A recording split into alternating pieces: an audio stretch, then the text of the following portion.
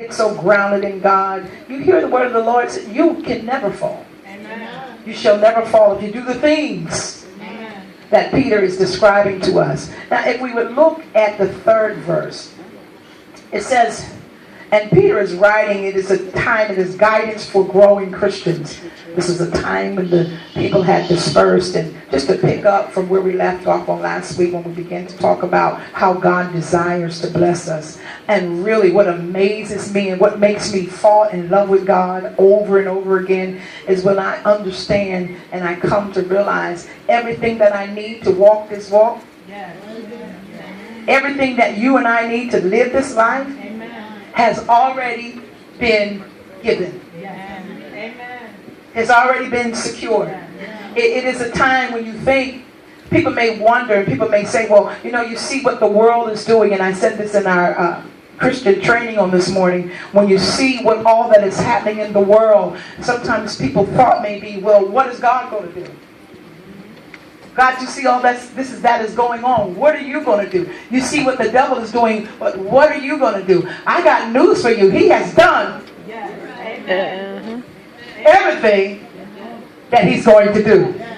He has said and left in place rules, the blueprint, amen, instructions that we must follow. Would you tell somebody in here, God has done all that he's going to do. Now it's up to us to mix the word with faith and apply it to our lives daily. Amen. We don't have to fail. Now, as Peter was ministering to these people and writing this letter, he began to talk about character qualities to develop in life. And Peter begins to encourage them while they were under great persecution that you got to understand that God has given you all. He really wants to bless you. And he has secured. He didn't ask us to have faith and not give it to us. Amen. Just like when he created thank you, Lord, in the Garden of Eden, before he placed Adam in there, everything that Adam would ever need was there. Then he formed Adam. Man, then he placed Adam. And you got to understand, everything that we need in this world, God has already insured. He's already made sure that you can live a victorious life if you want to. Amen. And the key is you got to want to live a victorious and triumphant life. The truth is, you got to make up in your mind, I'm not going to walk this walk and live a defeated life. Amen. I ain't got nobody here all today.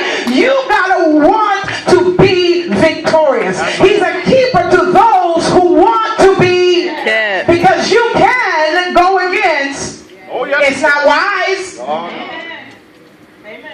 It's not advised. But many people go against the word and the will of the Lord. So now, as Peter